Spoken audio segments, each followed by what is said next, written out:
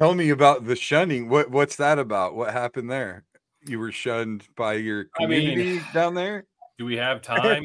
We've got all the time in the world. I want to That's know right. this story. This is interesting. I didn't know anything about this. Well, yeah, this is going to open up a lot of cans of worms. Let's fucking go, baby. I was kind of wanting to talk about psilocybin and MDMA, but we can do that. We will get there, buddy. We will get there. But so yeah, so you know, when we went down to Oklahoma in 2013, that was literally on the heels of me coming out of the darkest period I was ever in mentally in my entire life.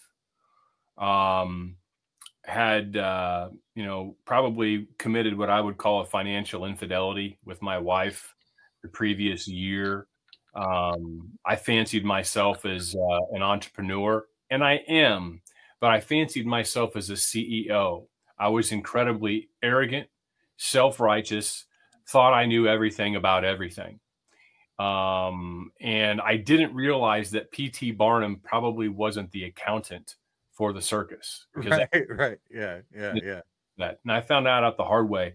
Long story short, you know, I always had an unhealthy belief that I could out earn any of my mistakes. And I always had until I didn't. And my identity, my self-worth was primarily wrapped up in being John Miller of Hawkeye Nation, or John Miller of WHO, or John Miller of the Big Ten Network. Because that's the future I always envisioned for myself when I was 13. And I reached those things, and I got very full of myself. And the pride, the arrogance, the narcissism, it needed to go. And I would not have signed up for how it went, but I'm glad that it did. So I came clean to my wife that I'd been, we were behind on our taxes. I owed the government $200,000. I owed credit cards $50,000. Nearly cost me my marriage.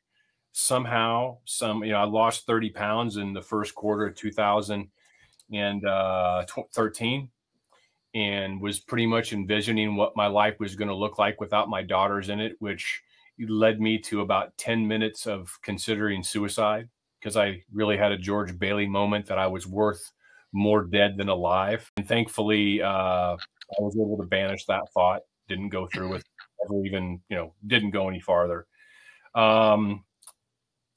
Told my wife it would have been more entertaining if you would have had an Aaron Hernandez thought. There you go. Well, yeah. That'd have made a bigger splash.